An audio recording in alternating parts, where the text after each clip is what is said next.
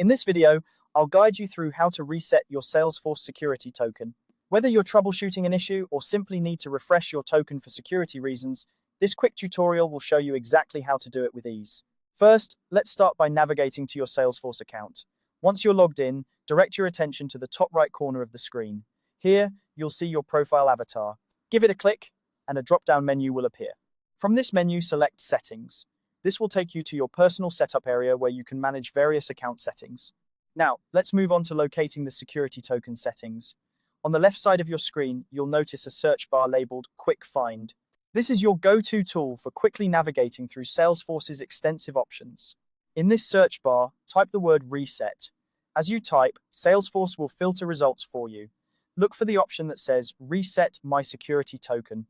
Click on this option to proceed to the reset page. Once you're on the Reset My Security Token page, you'll see a large button labeled Reset Security Token. This is the button that will generate your new token. When you click it, Salesforce will immediately begin the process of creating a new token for you. This step is crucial as it ensures that you receive the most up-to-date security credentials for accessing Salesforce through various applications. After clicking the button, the next step is to check your email inbox. Salesforce will send an email to the address associated with your user account. This email contains your new security token string, which you'll need for connecting third-party apps or for any integrations that require it. Make sure to check your spam or junk folder if you don't see the email in your inbox right away. Sometimes these automated messages can be mistakenly filtered as spam.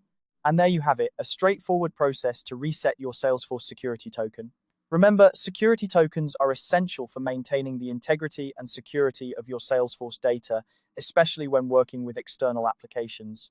If you ever find yourself needing to reset your token again, just follow these same steps.